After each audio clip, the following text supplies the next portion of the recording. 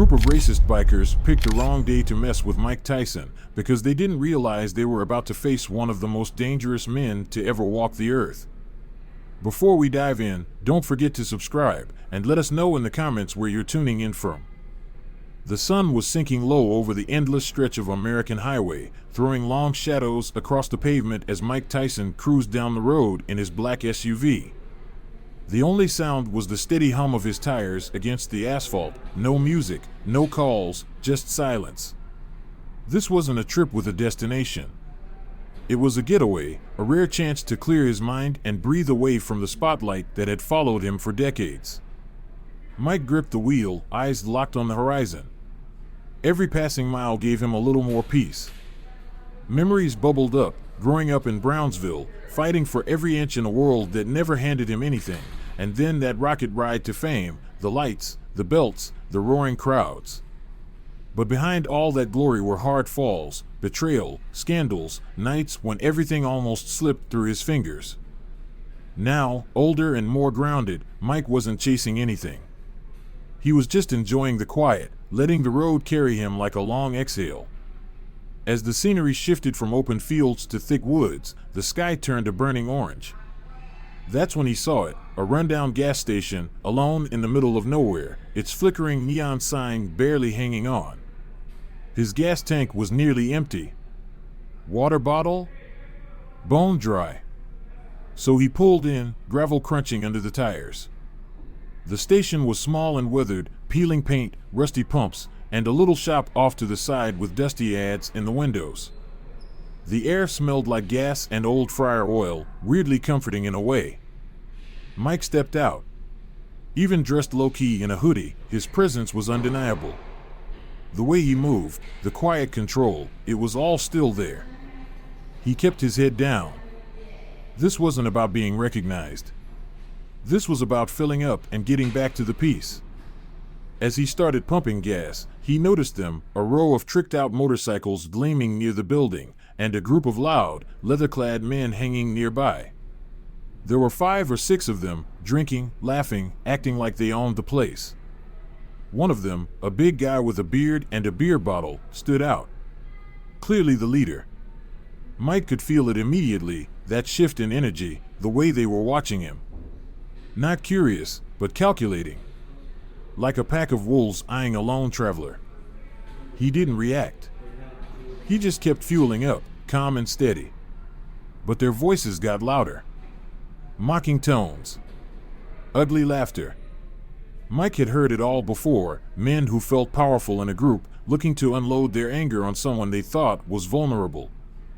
The gas pump clicked. Full tank. He replaced the nozzle and turned slowly, making brief eye contact with the leader. Just for a second. The guy smirked, that smug look people get when they think they've already won. Mike said nothing. Just walked toward the shop, boots crunching the gravel, still calm, still quiet. He wasn't looking for a fight. He just wanted some water. But those bikers didn't know who they were dealing with. Stay tuned for what happened next, because this is where things get serious. Inside the shop, the air was cool, with that familiar scent of cleaning supplies lingering in the quiet. An older man stood behind the counter flipping through a newspaper, barely glancing up. Mike grabbed a cold bottle of water from the fridge, gave a polite nod, paid, and was back outside within minutes. But something had shifted. The lot was no longer filled with the casual noise of laughter and conversation. Now, it was dead silent. The group of bikers was still there, but they weren't joking around anymore. Every single one of them had turned their attention to Mike. One of them, a wiry guy with slick back hair, casually kicked a spray of gravel toward Mike's SUV, the little stones clinking against the paint. Another leaned right over the hood, dragging his fingers across the windshield like he owned it. Mike's pace slowed. He took a steady breath, reading the situation. He didn't want a problem, but the tension in the air was heavy, thick enough to touch. Then, the leader stepped forward. Same cocky grin, same calculated swagger, every movement was designed to flex, to dominate. Mike stopped a few feet away, gripping his bottle of water a little tighter. The setting sun cast long shadows across the gravel, stretching between them like lines in the sand. Whatever piece Mike had found on this trip was now hanging by a thread. As he got closer to his SUV, the atmosphere snapped like a live wire. The bikers had fully shifted. No more fake laughs or side glances. Now they stared at him, openly, like predators sizing up their prey. The leader, tall, scruffy, skull patches on his jacket, pushed off his bike and slowly made his way toward Mike, his boots crunching the gravel with every deliberate step. The others followed behind, forming a half circle that blocked Mike from his car, a silent, aggressive formation. A message. Mike stopped. His body stayed loose, but his mind was razor sharp. He'd seen this play out 100 times before. And if they thought they could corner him, they had no idea who they were dealing with. The leader smirked wider, scanning Mike from head to toe, exaggerating every gesture for the crowd behind him. They chuckled, murmuring egging comments under their breath, trying to provoke. A younger one, skinny with tattoos crawling up his neck, tossed a crushed beer can at Mike's feet. It hit the ground with a hollow clink and rolled to his boot. He laughed loud, sharp, performative, and the rest of the crew burst into forced laughter. Mike didn't even flinch. He simply stepped over the can and kept walking, calm, unshaken, deliberate. That silent confidence? It made them angrier. The leader's smirk wavered for a second, clearly annoyed that Mike wasn't taking the bait.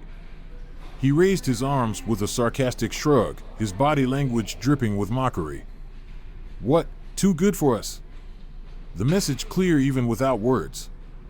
As Mike reached his vehicle, he saw one of the men leaning on the driver's side door, arms crossed, blocking the way. Another, tall, greasy hair, stepped up and spat right on the hood. The spit shimmered under the fading light.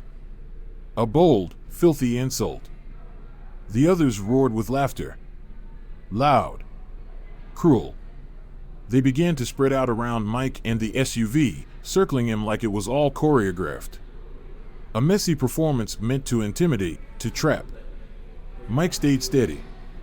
He set his water bottle gently on the roof of the car and straightened up. Shoulders relaxed. Eyes calm. But his presence? Unmistakable.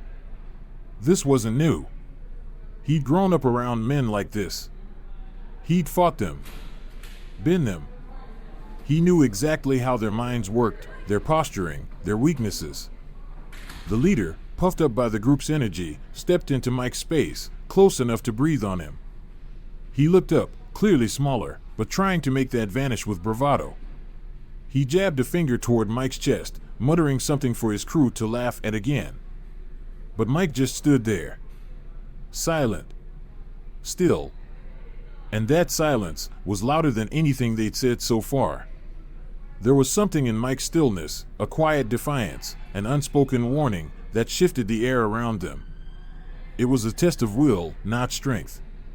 And the leader of the bikers knew it. His smirk slowly curled into a sneer. Then he stepped back with a sharp, theatrical motion. Let's see how tough he really is, muttered the wiry biker, malice dripping from every word. He stepped forward, fingers brushing the metal chain that hung from his belt. Mike clocked the movement instantly but didn't flinch. Instead, he shifted his weight just slightly, relaxed, but perfectly balanced. His posture was effortless, yet it spoke volumes. He wasn't scared. And he wasn't going anywhere. That threw them off. They expected panic. Or anger. But what they got was calm.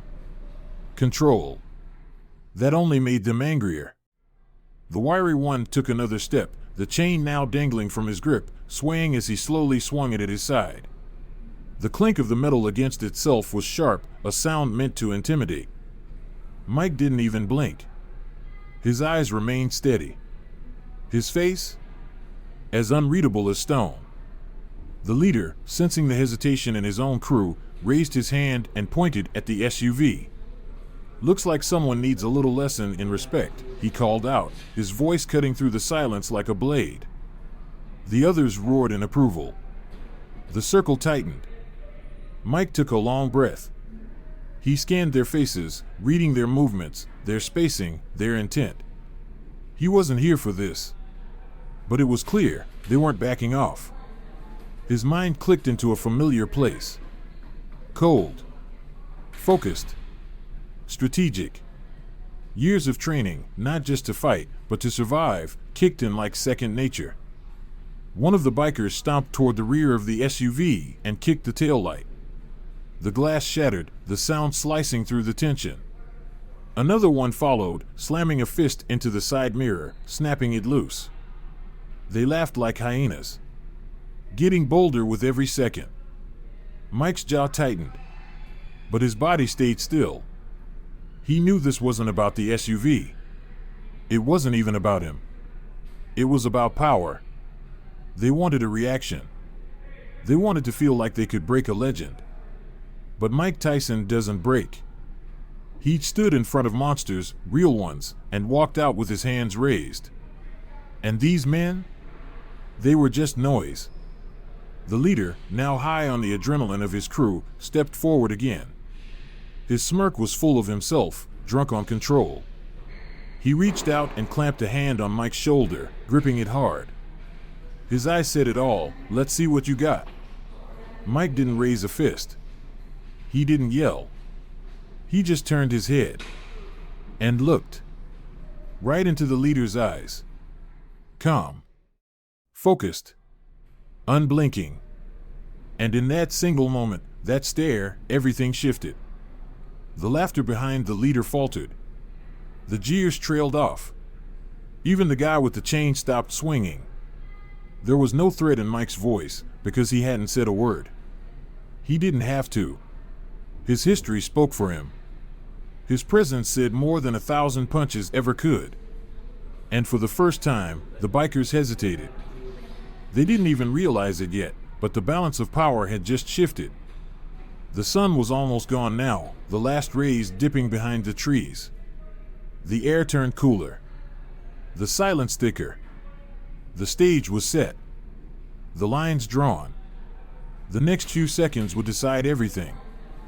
The leader's hand was still on Mike's shoulder, but now it felt less like dominance and more like a mistake. Behind them, the younger bikers were getting restless. One kicked gravel near Mike's boots again.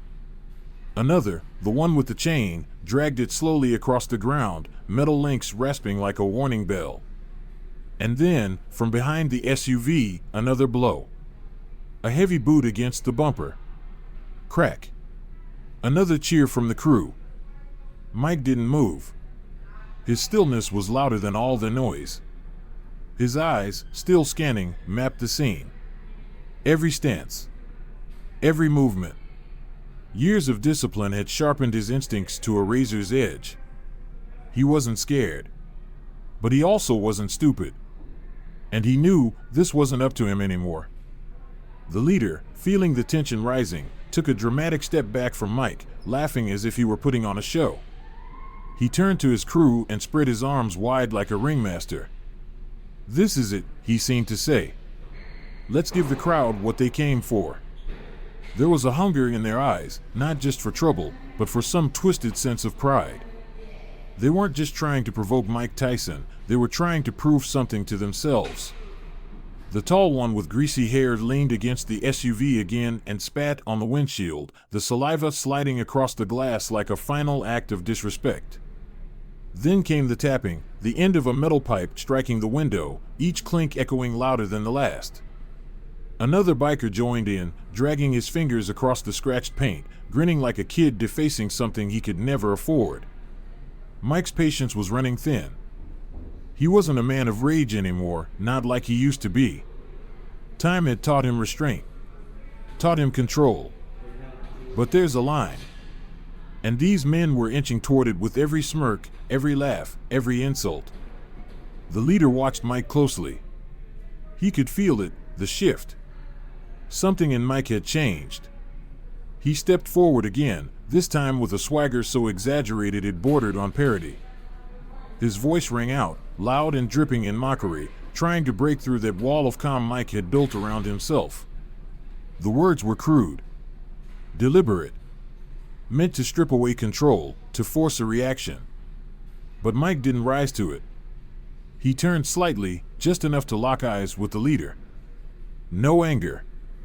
No fear. Just pure, unshakable confidence.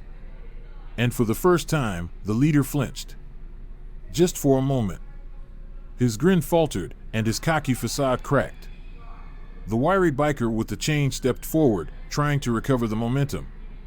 He let the metal arc through the air before letting it clatter against the ground, loud, deliberate, threatening. Mike's eyes glanced at the chain, then back at the man. That's it? And just like that, the tension snapped.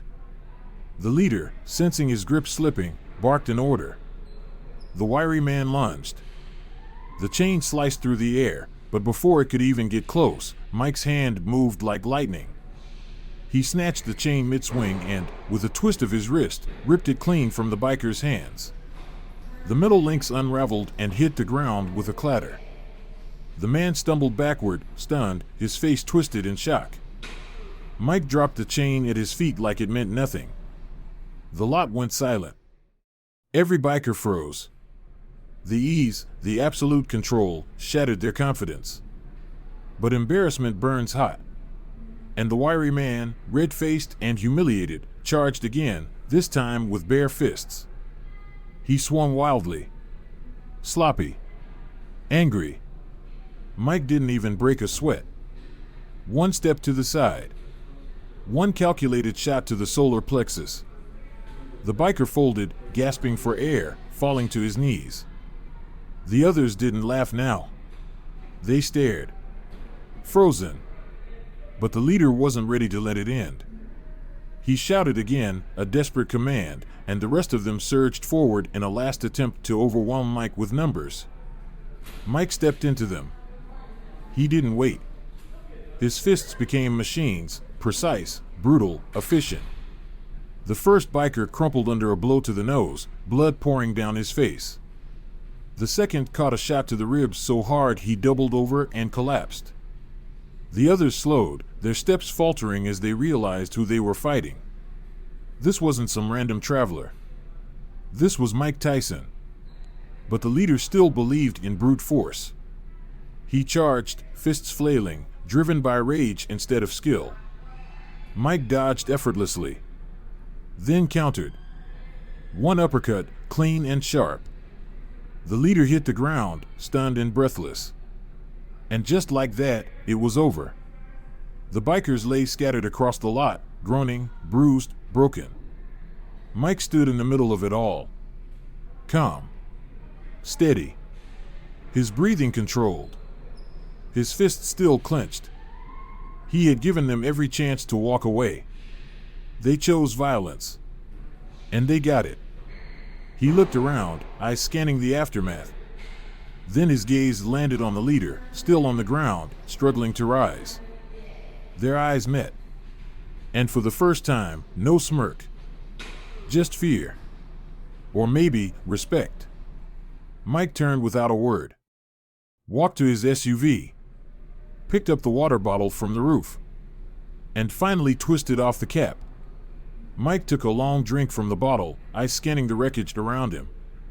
The silence was thick, broken only by the groans of the men sprawled across the gas station lot. The storm had passed, but its aftermath hung in the air like smoke. What was once a chorus of laughter and bravado was now replaced by gasps and the buzz of flickering fluorescent lights overhead. Griff, the gang's leader, knelt in the gravel, one hand clutching his gut where Mike's punch had landed. His breath came in ragged bursts, loud in the silence, a painful echo of his earlier arrogance. Mike stood at the center of it all, the same way he once stood in the middle of the ring, steady, composed, and deadly. His shoulders rose and fell in rhythm. His fists, once weapons of destruction, now hung calmly at his sides. He showed no pride. No satisfaction. No rage. This hadn't been about ego. It was about finishing something that someone else started. But it still wasn't over. Griff's pride hurt more than his bruised body. For years, he and his crew ruled this stretch of highway with intimidation and fear. To be dismantled effortlessly by one man, that was something he couldn't accept. Anger bubbled beneath his ribs, fed by shame. And with a low growl, he pushed himself up. One hand slipped into his jacket pocket, slow, deliberate. Mike's eyes flicked down. He didn't need to see what it was. His instincts had already told him. A weapon. Griff pulled out a switchblade. The sharp click of the blade snapping open echoed across the lot like a warning bell. The rest of the gang stirred again. A tall biker with a busted nose grabbed a baseball bat from his bike. Another, his face swollen and purple, picked up the heavy chain Mike had dropped earlier. The tension reignited in an instant. Electric. Dangerous. Griff stepped forward, knife in hand, his grin twisted and mean. The pain no longer mattered. All he wanted was revenge. His face said everything. You think you're tough? Let's see what you do now. Mike didn't move. He didn't need to. His eyes stayed locked on Griff, calm and patient. His body, though relaxed, was ready to strike like a coiled spring. Then Griff lunged. It was a wild move. All rage, no technique. The blade cut through the air, aiming for Mike's side. But Mike was already gone. He sidestepped in a blur, caught Griff's wrist mid-swing, and twisted. Clean, controlled. The knife dropped to the gravel with a metallic clang. Griff staggered back, stunned. Mike let him go. But the others weren't done. The lanky man with the bat charged, swinging in a wide arc for Mike's head. Mike ducked, the bat slicing through empty air, then stepped in close. A sharp jab to the ribs. The man folded instantly. Air gone. Weapon dropped. Next came the man with the chain. He swung it low, trying to take out Mike's legs. Mike leapt back just in time, the chain whipping past. Then, before the attacker could recover, Mike lunged in, grabbed the chain mid-swing, and yanked it clean from his hands. One hard hook to the jaw. Another one down. Griff, seeing his men fall like dominoes, scanned the lot. And then he saw it, the knife, lying just feet away. He dove for it. Fingers wrapped around the handle. He turned, blade in hand, eyes full of fury and desperation. But this time, he was careful. No wild charges. He moved slow, blade held out like a shield. The remaining bikers tried to circle behind Mike, closing in, thinking they could trap him. It was the same old strategy, numbers over skill. But Mike had fought entire arenas. He didn't back down. Griff feinted left. And behind Mike, one of the bikers lunged with a tire iron, aiming for his back. Mike spun. Blocked the hit with his forearm. The shock rippled through muscle and bone, but he didn't flinch. He fired back with a brutal right hook. The biker flew backward, crashing into a parked motorcycle. Griff saw the opening and charged again, knife raised, teeth clenched. Mike anticipated the move. Griff lunged again, reckless and desperate, but Mike sidestepped like water slipping through fingers. In one smooth motion, he grabbed Griff's wrist and twisted it upward. The switchblade clattered to the ground once more. And this time, Mike didn't hesitate. A quick, clean strike to the jaw sent Griff sprawling. His legs gave out, and he collapsed onto the gravel, broken more by humiliation than pain. The last biker, a skinny man clutching a broken bottle, froze. His hand trembled. He looked from Mike to Griff and back again. Then, slowly, he dropped the bottle. Hands up. Eyes wide. The fight was over. Mike stood alone in the middle of the lot, chest rising and falling with steady breath, surrounded by the remains of chaos. Weapons lay scattered like discarded threats.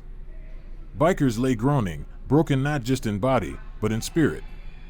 Griff, bloodied and beaten, slumped against his motorcycle, head bowed in silence. Mike surveyed the scene. He hadn't come looking for a fight. But when the fight came to him, he ended it. He picked up the water bottle, twisted off the cap, and took a long drink. Cool relief slid down his throat, but the adrenaline still burned beneath his calm exterior. Then he turned, walked slowly to the SUV, climbed in. The engine rumbled to life, the only sound in the stillness of the night. And just like that, he was gone. The roar of Mike Tyson's SUV faded into the darkness, leaving the gas station lot in eerie silence. The bikers remained, scattered like fallen chess pieces. Griff leaned against his bike, wheezing, wiping blood from his mouth. His gang, once loud and proud, now limped silently. Their weapons, a chain, a bat, a bottle, useless against a man like Mike. The gas station clerk, who had wisely stayed hidden during the chaos, finally stepped outside. His eyes widened. He lit a cigarette with trembling hands and muttered to himself, "You boys picked the wrong guy." Back inside, he grabbed the phone. The police needed to hear about this. Minutes later, the distant wail of sirens sliced through the night. Griff heard it too. His head snapped up. Blue and red lights flickered on the horizon. "Move," he barked at his men. But his voice had lost its bite. One biker struggled with a damaged bike, hands shaking too much to start it. Griff watched him for a beat, then turned and limped into the shadows, leaving his gang behind. The sirens grew louder. One by one, the rest scattered, abandoning their rides and fleeing into the night like rats from a sinking ship. Moments later, a police cruiser pulled into the station. A uniformed officer stepped out, one hand on his holstered weapon. He scanned the scene, busted bikes, blood on the ground, shattered glass. The clerk stepped forward, voice shaky but charged with awe. "He just came for gas," he said. Didn't say a word. But they wouldn't stop. They picked the wrong man. The officer frowned. "You're saying one guy did this?" The clerk nodded. "Not just any guy. Mike Tyson." The officer raised his eyebrows. Then slowly, a smile crept onto his face. "Well," he said, closing his notebook, "guess they messed with the wrong legend." Meanwhile, miles down the highway, Mike Tyson drove in silence. The rhythmic hum of the road soothed him. The adrenaline faded, replaced by a quiet clarity. His bruised knuckles throbbed gently, but his mind was still. He hadn't fought for pride or attention. He fought to remind them, and maybe even himself, who he still was. In the rearview mirror, the gas station lights faded into nothing. Mike didn't look back. He didn't need to. The road stretched out ahead, quiet, moonlit, and endless. He reached for his water, took another sip, and focused forward. The world would talk. The video would go viral.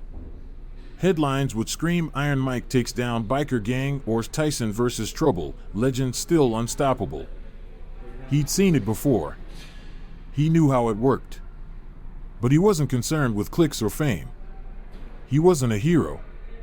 He was just a man who stood his ground. And that was enough. In the distance, the glow of a small town appeared. Mike's stomach reminded him it had been hours since he'd eaten. He pulled off the highway and found a quiet diner. Inside, the air was warm, filled with the scent of coffee and fresh pie. A few locals sat chatting at the counter. The jukebox played a soft, old tune. As Mike entered, their heads turned. Recognition flickered in their eyes, but no one said a word. Just quiet nods of respect. He sat in the corner, away from the crowd. The waitress approached with a gentle smile. Coffee pot in hand. "Long night?" she asked. Mike gave a tired smile. "You could say that." She poured him a cup. He took a sip. Warm. Grounding. Peaceful. The fight was over. But the road was just beginning. Thanks for watching. If you enjoyed this story, hit that subscribe button and ring the bell so you never miss a moment. Share this video with someone who needs to be reminded, some legends don't fade, they just get quiet, until someone pushes them too far.